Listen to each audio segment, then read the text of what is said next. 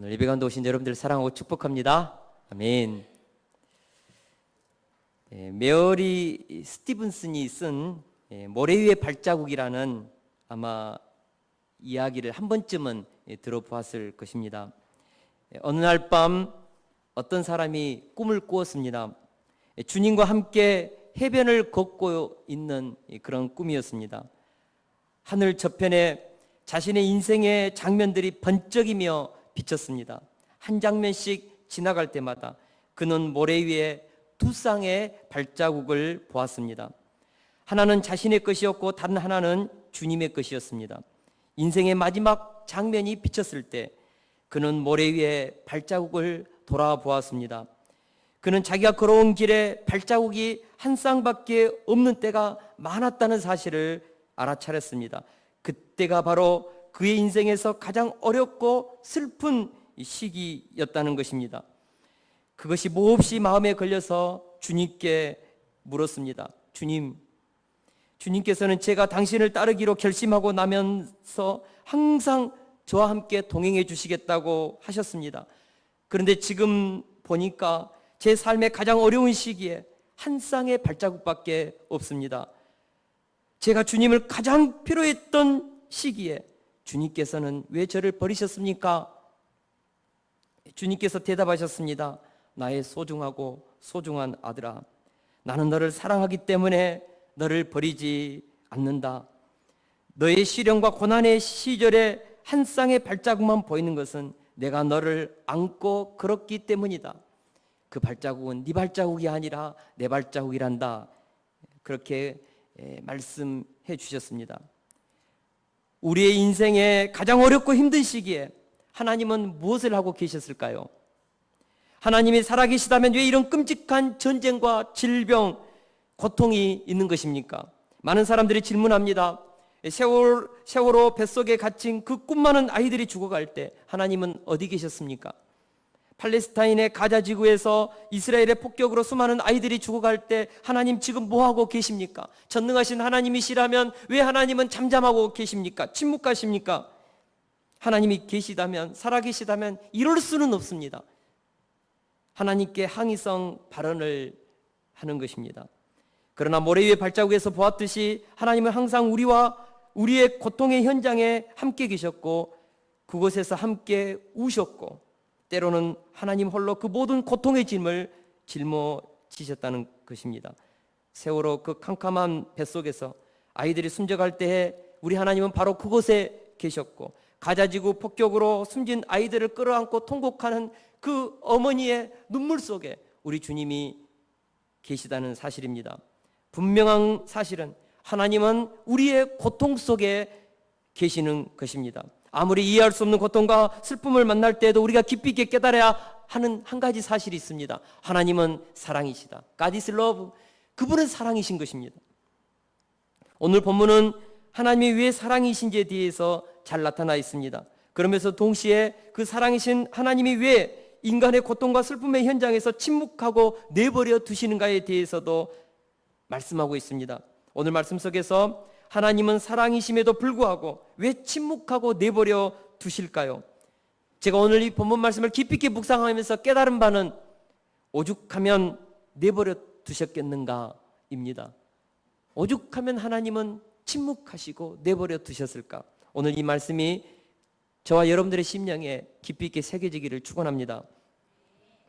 우리 34절에서 5절 말씀을 같이 한번 한 목소리 읽겠습니다. 시작. 내 백성이 애굽에서 괴로움 받음을 내가 확실히 보고 그 탄식하는 소리를 듣고 그들을 구원하려고 내려왔노니 이제 내가 너를 애굽으로 보내리라 하시니라. 그들의 말에 누가 너를 관리와 재판장으로 세웠느냐 하며 거절하던 그 모세를 하나님은 가시나무 떨기 가운데서 보이던 천사의 손으로 관리와 속량하는 자로 보내셨으니 할렐루야.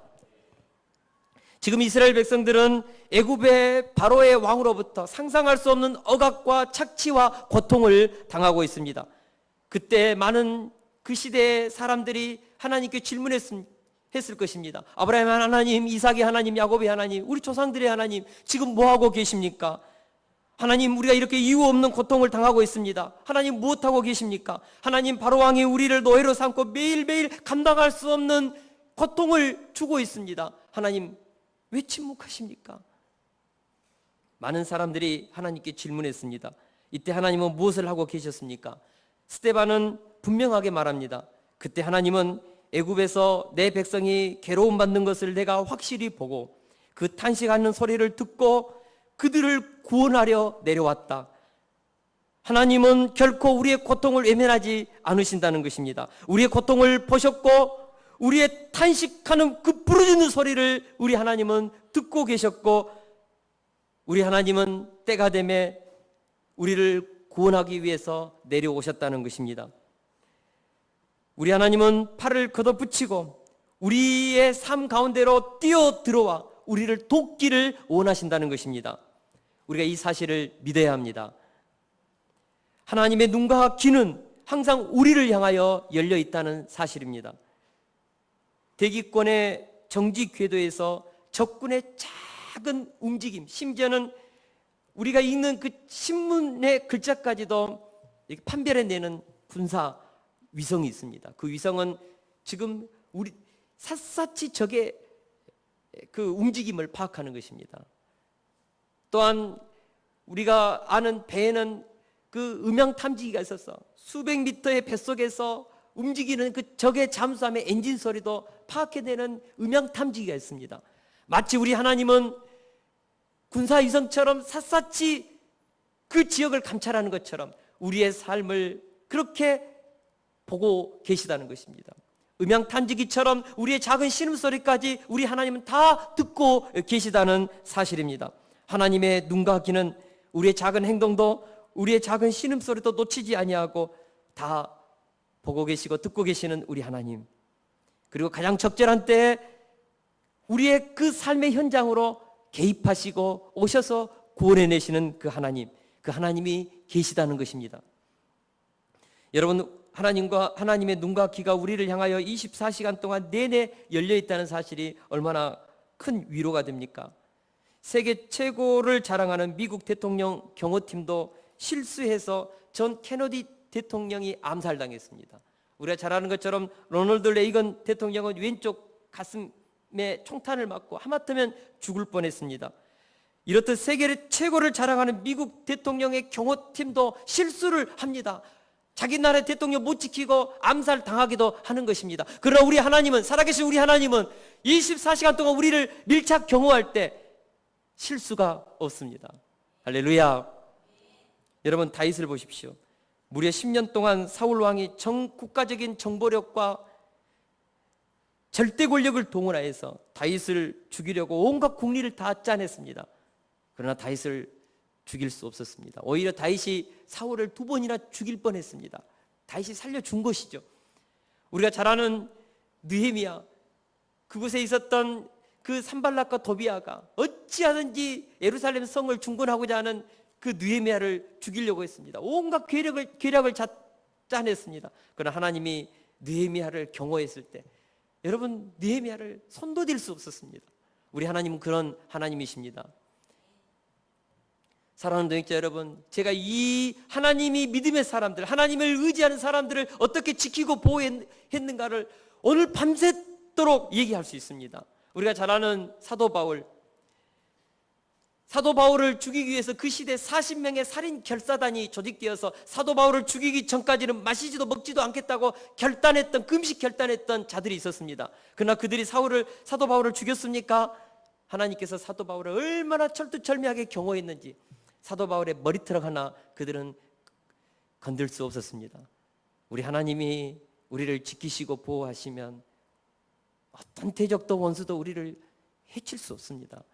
여러분, 우리가 하나님을 의지하고 하나님 우리에게 주시는 사명을 붙잡고 주의 영광을 위하여, 하나님의 영광을 위하여 사십시오. 하나님 우리를 지키십니다. 하나님이 우리의 생명을 보호하십니다. 질병으로부터, 모든 사고로부터 하나님이 우리에게 주신 그 사명을 다 완수하기까지 건들 수 없는 것입니다. 하나님이 경호하시는데, 하나님이 우리의 인생을 지키시는데 누가 건듭니까? 못 건드려요. 머리털 하나 건들 수 없습니다. 그러므로 주를 위해서, 하나님의 영광을 위해서 사명을 붙잡고 사실 수 있기를 축원합니다. 정말 하나님께 헌신된 사람, 정말 하나님의 영광을 위해서 뛰는 사람은 죽지 않습니다. 하나님의 경호는 실수가 없다는 사실을 믿을 수 있기를 축원합니다. 마침내 하나님은 모세를 천사의 손으로 보냈습니다. 다시 말해서 하나님의 능력을 주어서 이스라엘을 구원하는 자로 보냈다는 것입니다. 모세는 이스라엘을 바로의 손에서 건져내는 하나님의 구원의 손이었습니다. 하나님은 영이십니다. 그래서 하나님이 직접 일하실 수 없습니다. 하나님이 직접 모습을 나타내서 일하신다면 우리는 다 죽을 것입니다. 그래서 하나님은 자기가 택한 종들을 보내시고 그 속에서 하나님은 일하시는 것입니다. 하나님은 모세를 보냈고 모세 속에 살아 계셔서 이스라엘 백성들 가운데 임재하시고 모세를 통하여 수많은 기적과 표적과 이적을 행하셨습니다. 우리 36절을 읽겠습니다. 시작. 이 사람이 백성을 인도하여 나오게 하여 애국과 홍해와 광야에서 40년간 기적과 표적을 행하였느니라. 하나님의 구원의 손인 모세를 통하여 애굽의 열 재앙이 임했습니다. 홍해가 갈라졌습니다. 바위가 터져서 물이 쏟기도 하고요. 기적 같은 일들이 일어났습니다. 여러분, 하나님이 택한 그 종 가운데 하나님은 살아 역사하는 것입니다. 하나님이 어디 계시냐고요? 하나님이 보낸 모세 속에 계셨습니다. 그리고 하나님은 자기 백성을 출애굽시킬 때 모세를 보냈지만 전 인류를 죄에서 출애굽시킬 때에는 모세와 같은 또 한 명의 선지자를 보내겠다고 약속했습니다. 37절에 보니까 하나님이 너희 형제 가운데서 나와 같은 선지자를 세우리라. 이분이 누구입니까? AD 1세기 때 사람의 모습으로 오신 예수 그리스도이십니다. 이분은 제2의 모세로 오셨지만 하나님의 독생하신 아들 성자 하나님이셨습니다. 할렐루야. 그런데 놀라운 것은 이스라엘 백성들은 하나님의 구원의 손인 모세를 거절했다는 것입니다. 더불어서 인류를 구원하기 위해서 오신 예수님도 동일하게 거절했습니다. 또 모세를 통하여 40년 동안 표적과 기사를 보았고 예수님의 공생애 동안 그 수많은 표적과 기사를 보았음에도 불구하고 그 속에 계신 하나님을, 그 사랑을, 그 구원의 은혜를 그들은 거절했습니다. 하나님은 충분히 사랑을 보이셨습니다. 하나님은 충분히 구원의 능력을, 구원의 표적을 보이셨습니다. 그럼에도 불구하고 그들은 왜 하나님을 이토록, 이 하나님의 그 사랑을 이토록 무참히 짓밟아 버린 것입니까? 모세를 통하여 나타난 하나님의 사랑, 예수 그리스도를 통하여 나타난 그 하나님의 사랑을 그들은 왜 이토록 처절히 그렇게 버렸느냐는 것입니다. 우리 39절에서 41절을 읽겠습니다. 시작. 우리 조상들이 모세에게 복종하지 아니하고자 하여 거절하여 그 마음이 도리어 애굽으로 향하여 아론더로 이르되 우리를 인도할 신들을 우리를 위하여 만들라. 애굽 땅에서 우리를 인도하던 이 모세는 어떻게 되었는지 알지 못하노라 하고 그때에 그들이 송아지를 만들어 그 우상 앞에 제사하며 자기 손으로 만든 것을 기뻐하더니, 이 말씀 속에는 스데반 집사는 왜 이스라엘 조상들이 그토록 신속히 하나님의 사랑에서 멀어졌는지에 대해서 두 가지로 말합니다. 첫째로, 그들은 본성적으로 하나님 두기를 싫어하고 타락한 욕망대로 살기를 원했다는 것입니다. 분명히 오늘 본문에 보니까 우리 조상들이 모세에게 복종하지 아니하고자 하여 거절하여 그 마음이 도리어 애굽으로 향하여라고 나와 있는데, 복종하지 아니하고자 하여, 이 말은 히브리적인 의미로 그들이 순종하게 되기를 원하지 아니하였다는 뜻입니다. 다시 말하면 외부 조건이나 타인의 강요에 의해서가 아니라 자신의 의지로 모세에게 순종하기를 원하지 아니하였다는 것입니다. 고의적으로, 의도적으로 하나님을 그들의 마음에 두기를 싫어했다. 바로 그것입니다. 출애굽 때 이스라엘의 조상들만 그런 것이 아니라 예수님께서 공생애를 감당하면서 메시아로 오셨을 때에도 이스라엘의 종교 지도자들, 많은 이스라엘 백성들이 하나님을 마음에 두기를 싫어했습니다. 사랑하는 동역자 여러분, 왜 그들은 모세에게 순종하기를 거부했고 예수님께 순종하기를 거부했을까요? 그들의 마음에 애굽을 사랑하는 마음이 있었기 때문입니다. 그들의 마음이 애굽을 향해 있었습니다. 애굽은 무엇입니까? 인간의 타락한 본성을 채워주는 세상적인 쾌락과 잔 재미를 말합니다. 인간은 참 묘해요. 우리 마음 기쁜 곳에는 하나님을 두기 싫어하는 악한 본성이 있습니다. 여러분, 우리의 마음 가운데 하나님을 두기 싫어하는 악한 본성이 있다고요. 왜 하나님 두기를 싫어합니까? 내 마음대로 살기 싫기 때문에, 내 원하는 대로 살고 싶어서, 내 욕망을 분출하고 싶어서, 이 세상의 쾌락을 누리고 싶어서. 우리의 마음은 당시 이스라엘 백성들이 애굽을 향해 있듯이 우리의 마음 깊은 곳에는 세상을 향하여, 신앙생활 하면서도 세상을 향하여 있다는 것입니다. 하나님을 모시면 하나님 앞에 의롭고 경건하게 살아야 하기 때문에, 하나님 좀 제 마음 가운데 좀 눈 좀 감아주세요. 좀 비켜주세요. 제가 늘 말하는 것이지만, 예배 마치고 하나님 안녕히 계십시오, 따라오지 마세요. 이게 우리들의 마음이 아닐까요? 우리 마음 깊은 것을 살펴보십시오. 하나님을 거절하고 도리어 세상을 향하여 즐기고자 하는 마음이 나는 하나도 없다고 말할 수 있겠습니까? 아무도 장담하지 못합니다. 우리에게는 분명히 세상을 사랑하는 마음이 있습니다. 하나님께서 은혜를 주시고 우리를 붙들고 계시니까 오늘 이 자리에 앉아서 예배드리고 하나님 앞에 정말 찬양하며 주의 백성으로 사는 것이지, 주님께서 은혜를 거두어 가보십시오. 여러분, 우리가 세상에서 이렇게 부귀영화를 붙잡고 성공하는 사람들을 보면요, 대부분 쉽게 타락합니다. 아무리 믿음의 사람이라 할지라도 보면요, 쉽게 타락해요. 그래서 저는 그런 생각이 듭니다. 부하게도 마시고 가난하게도 마옵시고, 하나님의 그 주신 그 성공을 누릴 만한 그런 여러분 힘이 없다면 부하게도 마시고 가난하게도 마시고, 그 긴장감 가지면서 하나님 섬기면서 사는 것이 오히려 복된 것입니다.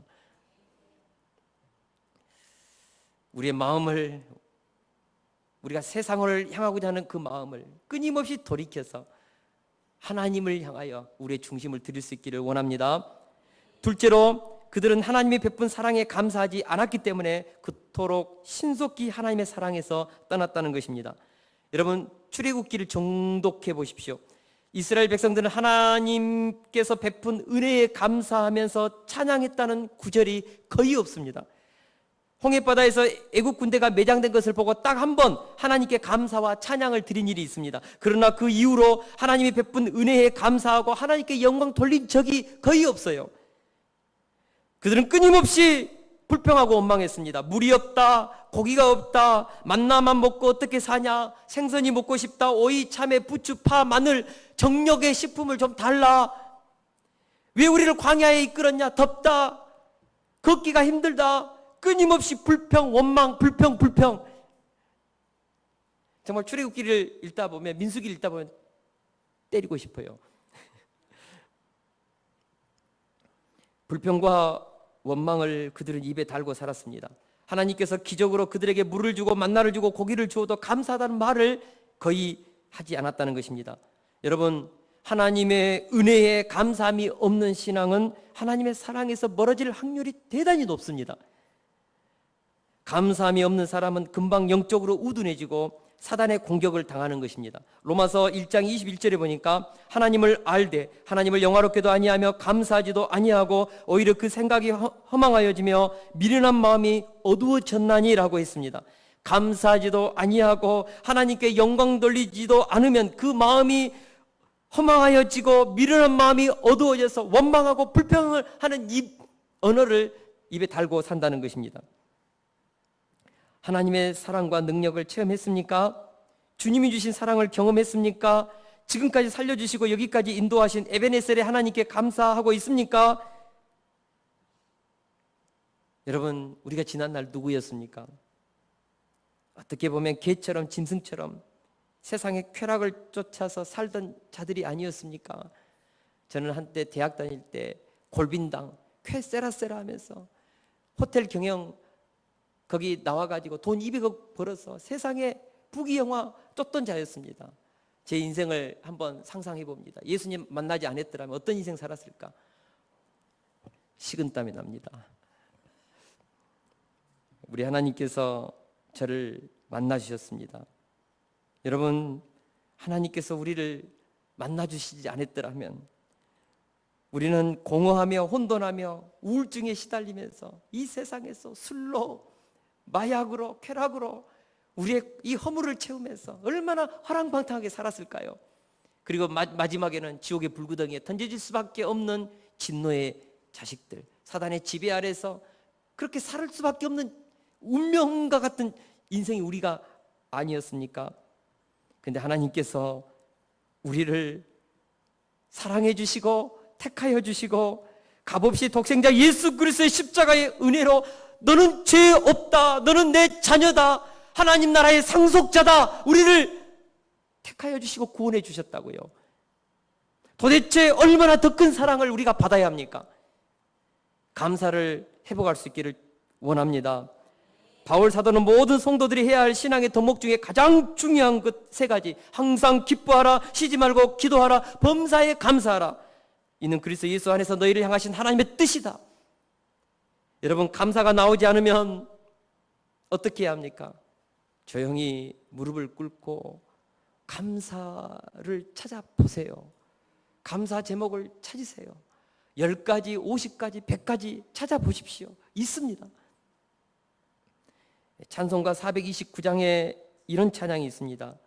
세상 모든 풍파 너를 흔들어 약한 마음 낙심하게 될 때에 내려주신 주의 복을 세여라.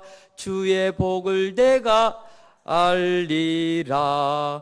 크신 복을 세어 보아라. 내가 알리라. 주든 복을 세어 보아라. 주의 크신 복을 내가 알리라. 할렐루야. 세상 풍파에 우리의 믿음이 흔들릴 때 어떻게 하라고요? 받은 복을 하나, 둘, 셋 헤아려 보자고요. 노트에 써보자고요. 하나님께서 어떻게 나를 인도하셨는지, 여기까지 인도하셨는지 기록하다 보면 하나님께서 얼마나 나를 사랑하셨는지 깊이 있게 깨달을 것입니다. 많은 사람들이 고통스러운 현실 때문에 하나님이 주신 복을 망각해버립니다. 아무리 현실이 힘들고 어려워도 하나님은 살아 계신 것입니다. 여러분, 기억상실증에 깨어나십시오. 하나님께서 나를 지난날 인도하셨던 그 은혜, 왜 이스라엘 백성들이 그렇게 신속히 하나님의 사랑부터 떠났습니까? 하나님이 홍해를 가르고 그 애굽에서 노예 생활하던 그들을 열 재앙을 통하여 구출했는데 그 모든 은혜를 다 망각해버렸습니다. 기억상실증, 은혜에 대한 기억상실증, 망각, 끊임없이 현실 앞에서만 불평하고 원망하고. 사랑하는 동역자 여러분, 현실이 힘들다고 은혜까지 망각하면 어떻게 합니까? 하나님은 단 한 번도 우리를 떠나신 적이 없습니다. 지금 이 시간에도 우리의 예배를 받고 계시고 우리의 기도를 듣고 계시는 것입니다. 그리고 우리의 소원을 알고 계십니다. 날마다 우리의 삶의 현장에서 겪는 우리의 고통, 슬픔, 눈물, 피곤함, 그리고 절망과 좌절을 다 보고 계시고 듣고 계시고 그리고 알고 계시고 때가 되면 우리를 건져내실 것입니다. 모래 위에 찍힌 한 쌍의 발자국을 보면서 원망했던 그 사람처럼 왜 내 삶이 가장 힘들었을 때 발자국이 한 사람 것밖에 없냐고 우리는 원망하는 것입니다. 그러나 그때 하나님은 우리를 얻고 가지 않았다면, 만약 그때 하나님께서 우리를 붙잡아 주시지 않았더라면, 무너졌거나 실패했거나 죽었거나 우리는 이 자리에 없었을 것입니다. 그러나 하나님께서 우리를 붙잡아 주셨기에, 은혜를 주셨기에 지금 오늘 이 자리에 다 앉아 있는 거 아닙니까? 가장 고통스러운 순간에도 가장 힘있게 일하고 계셨던 그 하나님을 우리가 믿읍시다.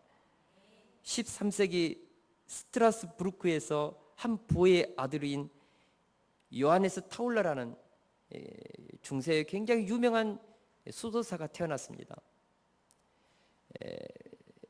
요하네스 타울러는 정말 우리 기독교 역사에서 신비주의 신학자로서 또 수도사로서 한 역사의 페이지를 남긴 그런 위대한 인물입니다. 이런 이 요하네스 타울러가 수도사가 된 지 얼마 안 돼요. 라인 강변에서 혼자 선행에 대해서 깊이 묵상하며 산보를 하고 있었을 때였습니다. 이때 노인 한 분을 만나게 되었는데 그 노인이 타울러에게 그렇게 말했습니다. 나는 언제나 기쁘다. 내게는 모든 날이 선하다. 나쁜 날은 단 하루도 내게는 없다. 그러자 타울러가 어떻게 인간이 그럴 수 있는가? 좀 마음이 괘씸하고 그래서 그 노인분에게 질문을 했습니다. 만일 하나님께서 당신을 지옥으로 떨어뜨리신다면 어떻게 할 것입니까? 그때도 기뻐할 수 있나요? 이런 의도로 물었습니다. 그러자 노인은 유쾌하게 대답했습니다. 지옥이 어디 있는지 나는 모르오. 그러나 내가 아는 것은 주님이 나를 떠나지 않는다는 것이요. 분명한 것은 내가 어디를 가든지 주님도 함께 갑니다. 주님이 없는 황금의 천국에 가는 것보다 주님과 함께 불구덩이 지옥에 있는 것이 더 낫소. 이 말에 충격을 받고 다시 한번 자신의 신앙을 정진하여서 중세의 그 유명한 그런 수도사가 되었다는 이야기인데, 여러분, 이 이야기에서 이 노인은 하나님이 함께 한다면 어디까지로 가겠다고요? 지옥의 불구덩이까지 가겠다고요. 왜요? 하나님이 함께 한다면 지옥은 지옥이 아닌 것입니다. 그곳에는 하나님의 위로가 있고 보호하심이 있고 그곳에 하나님의 인도하심이 있는데 어떻게 아무리 불속이라도 지옥이 됩니까? 우리가 잘 아는 것들은 다니엘의 세 친구, 그들이 그 느부갓네살이 피운 그 불 속에 던져졌습니다. 그러나 하나님께서 그들을 머리털럭 하나 태우지 않고 옷에서는 그 불냄새도 나지 않고 완벽하게 보호하셨습니다. 하나님이 함께 하신다면 하나님은 지옥에 떨어져도 우리를 보호하실 것입니다. 그러므로 하나님이 함께만 한다면 나는 지옥 불구덩이까지도 갈 것이다. 하나님이 함께 한다면, 전제 조건은. 그러나 아무리 황금 길을 깔아놓은 천국도 하나님이 없다면 그것은 지옥이지요. 주님이 함께 한다면 어디를 가든지 그것이 천국인 것입니다. 그곳에 위로가 있고 안식이 있는 것입니다. 고난 속에서도 하나님이 우리와 함께 있다는 것, 이보다 더 큰 위로와 축복은 없습니다. 그래서 아브라함이 두려워할 때 아브라함아 두려워하지 말라. 내가 너와 함께한다. 내가 너의 방패요, 너의 지극히 큰 상급이다. 내가 너와 함께한다. 두려워하지 말라. 할렐루야. 그런데 이스라엘 백성들은 하나님께서 단 한 번도 떠나신 적이 없는데 항상 그들과 함께 불과 구름 기둥으로 함께하고 있었음에도 불구하고 현실이 조금 힘들다고 고통스럽다고 하나님이 함께하면서 베풀어 주신 그 은혜를 다 까먹고 마침내 자기들을 위하여 우상을 만들어서 신속히 하나님의 사랑에서 떠나버렸다는 것입니다. 그들이 우상을 만들고 있었을 때 하나님은 시내산에서 십계명을 기록하고 있었습니다. 하나님은 이스라엘 백성들을 향한 꿈이 있었습니다. 제사장 나라 거룩한 백성으로 그들을 세워서 세상 만방을 구원할 그 꿈을 꾸고 있었을 때 이스라엘 백성들은 밑에서 송아지 우상을 만들고 있었고 하나님의 사랑으로부터 신속히 떠났습니다. 그들은 아름다운 하나님의 사랑을 헌신짝처럼 버렸다는 것입니다. 그것은 광야에서만 그런 것이 아니라 사사기 340년 동안 그랬고 사무엘 시대 때는 인간의 왕을 세워달라고 때를 썼으며 끊임없이 눈에 보이는 우상을 섬겼습니다. 여러분, 하나님이 함께 해주시는 그 사랑을 깨닫지 못하면, 그리고 그 은혜에 감사하지 못하면 마침내 모든 것을 하나님은 거두어 가십니다. 그것이 무엇입니까? 내버려 두심의 심판입니다. 우리 다 같이 42절에서 43절을 함께 읽겠습니다. 시작. 하나님이 외면하사 그들을 그 하늘의 군대 섬기는 일에 버려두셨으니 이는 선지자책에 기록된 바 이스라엘의 집이여 너희가 광야에서 40년간 희생과 제물을 내게 드린 일이 있었느냐. 몰록의 장막과 신 레판의 별을 받들었으며 이것은 너희가 절하고자 하여 만든 형상이로다. 내가 너희를 바벨론 밖으로 옮기리라 한과 같으니라. 아멘. 끝없이 하나님의 사랑을 거부하고 하나님이 내려주신 은혜를 망각하면서 우상을 섬기자 마침내 하나님께서 자기 백성을 외면하셨습니다. 외면했다는 것은 하나님께서 그들이 하는 대로 내버려 두셨다는 뜻과 통하는 것입니다. 하나님을 알지만 그들은 하나님을 그들의 마음에 두기를 싫어했고 오히려 정욕대로 행했다는 것입니다. 결국 하나님의 붙잡는 은혜가 그들을 떠나자 그들은 어린아이를 희생 제물로 드리는 그 몰록의 제사를 드렸고, 아수리인들이 숭배하는 별이었던 그 토성, 별을 그 거룩한 인간이, 만물의 영장인 인간이 피조물을 섬기는 그런 정말 정신 나간 짓을 했다는 것입니다. 여러분, 하나님의 은혜가 치워지면, 그리고 하나님의 은혜가 떠나면 정신 나간 짓을 합니다.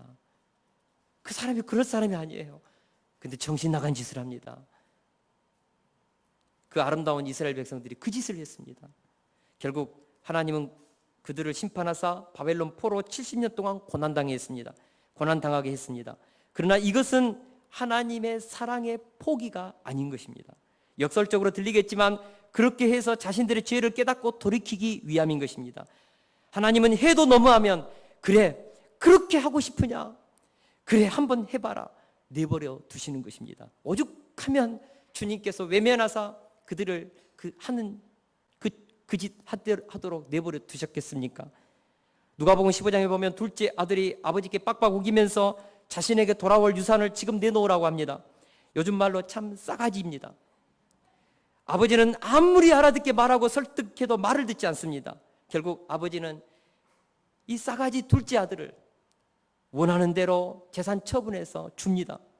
결과는 뻔합니다. 자기에게 돌아올 유산을 팔아서 먼 나라에 가서 사업을 했지만 아청꾼들과 사기꾼들에게 다 뜯기고 쫄딱 망해서 돼지 지엽 열매도 먹지 못하는, 이제 곧 죽어가는 비참하고 처량한 신세가 되었습니다. 여기서 우리가 깊이 있게 들여다보아야 할 부분이 있습니다. 아버지는 둘째 아들을 자기가 하고 싶은 대로 내버려 두셨다는 것입니다. 왜 내버려 두셨을까요? 왜 그가 하도록 그렇게 하라고 재산 처분 다 해서 뻔히 망할 줄 알면서 주었을까요? 둘째 아들의 길을 꺾지 않기 위해서? No. 사랑 때문에 그런 것입니다. 마음이 떠난 둘째 아들, 부모님께 존경과 사랑이 식은 아들, 옆에서 아무리 붙잡아 두어도 회복되지 않습니다. 그래서 마음이 떠난 아들, 몸도 떠나도록 내버려 두신 것입니다. 억지로 붙들어 놓아봐야 회복되지 않기 때문에, 그래서 떠나도록 내버려 두셨다는 것입니다. 우리 인간에게는 자유의지가 있습니다. 이놈의 자유의지는 한번 고집 피우면 하나님도 우습게 여기고 부모도 눈에 뵈는 것이 없습니다. 그래서 하나님께 무섭게 대항합니다. 왜 그럴까요? 눈에 뵈는 것이 없어서 그렇습니다. 그러나 중요한 것은 하나님은 그렇게 눈에 뵈는 것이 없이 행동하기 시작하면, 해도 안 되면, 설득해도 안 되면, 그래 한번 해봐라, 내버려 두시는 것입니다. 여러분, 그렇다고 잊어버리시는 것입니까? 그렇지 않습니다. 누가복음 15장에 보니까 아버지는 날마다 둘째 아들을 기다렸습니다. 언제까지요? 아버지를 향한 사랑이 되살아나기까지. 돈이 다 떨어지고 배고프고 헐벗고 신발 다 떨어지고 죽게 되었을 때 비로소 둘째 아들 안에 아버지에 대한 존경, 사랑, 그리움이 되살아났습니다. 둘째 아들은 생각합니다. 내가 어리석었구나. 우리 아버지 용서해 주실까? 여러분, 하나님이 용서해 주실 것 같습니까? 안 해줄 것 같습니까? 10번이라도, 골백 번이라도 우리 하나님은 용서해 주십니다.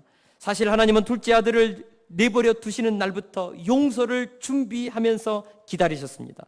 둘째 아들이 돌아오는 날 아버지가 먼저 달려가서 안아주고 입 맞추고 목욕시켜주고 옷 입히고 신발 신기고 가락지 끼우고, 너는 내 아들이다, 잔치를 벌여라, 내 아들이 돌아왔다. 우리 하나님은 돌아오는 아들을 용서하시고 맞아주셨습니다. 우리 하나님은 용서하시면서 기다리시는 하나님이십니다. 오죽하면 내버려 두셨겠는가? 그러나 하나님은 이스라엘 백성들을 70년 동안 고생시켰고 다시 그들이 회개할 쯤에 고레스를 통하여서 다시 약속의 땅으로 돌아오게 했습니다. 이것은 하나님의 내버려 두심에 대한 진심이라고 저는 믿습니다. 디모데전서 2장 4절은 말씀합니다. 하나님은 모든 사람이 구원을 받으며 진리를 아는 데 이르기를 원하시느니라. 에스겔서 33장 11절에도 하나님의 본심은 이렇게 나타나 있습니다. 주 여호와의 말씀이니라. 나의 삶을 두고 맹세하노니 나는 악인이 죽는 것을 기뻐하지 아니하고 악인이 그의 길에서 돌이켜 떠나 사는 것을 기뻐하노라. 이스라엘 족속아, 돌이키고 돌이키라. 너희의 악한 길에서 떠나라. 어찌하여 죽고자 하느냐?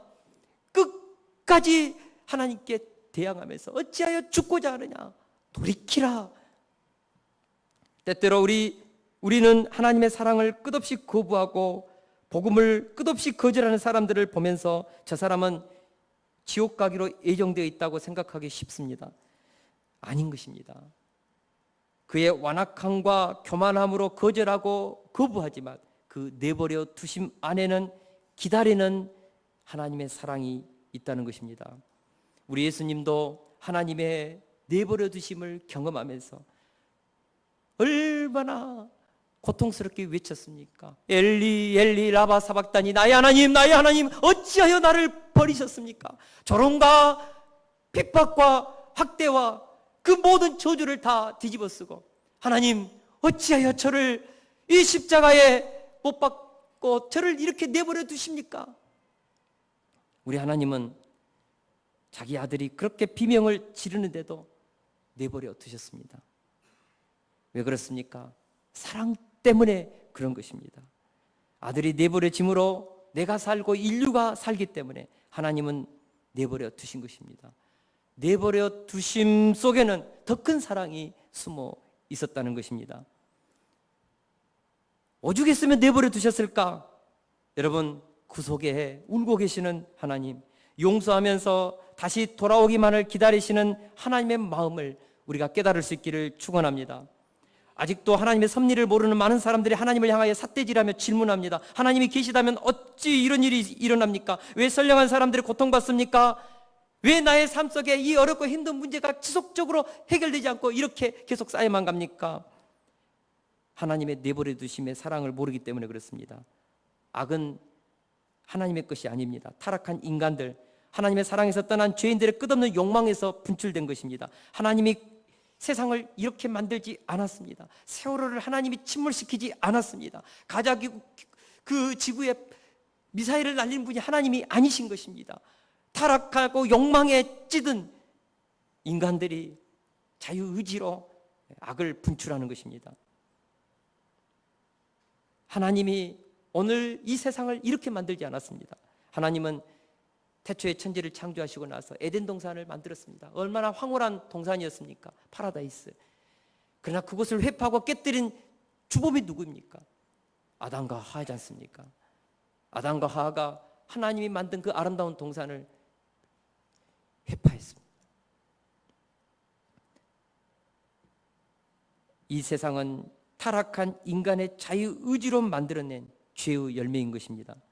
중요한 것은 하나님은 세상을 이처럼 사랑하사 독생자를 보내셨다는 것입니다.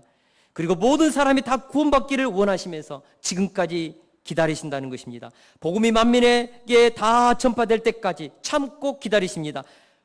우리가 빼앗긴 마음 되찾을 때까지, 정욕과 욕심에 빼앗긴 마음을 되돌릴 때까지, 우리가 마음을 다한 하나님의 사랑을 회복하고 하나님의 품으로 달려올 때까지, 우리가 기다리시는 하나님을 향하여 주님 사랑합니다 고백할 때까지 우리 하나님은 용서하면서 팔을 벌리고 기다리고 계신다는 것입니다.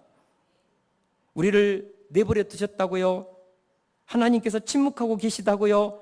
다 듣고 계시고 다 보고 계시고 다 알고 계십니다. 그리고 오늘 또 구원자를 보내셔서 우리를 하나님의 나라로 이끌고 계시는 것입니다. 할렐루야. 이 하나님께 우리 두 손 들고 나갑시다. 원망 불평 버리고 감사합시다. 하나님의 사랑을 확신하고 날마다 하나님께 영광 올려드리는 저와 여러분들의 삶이 될 수 있기를 축원합니다.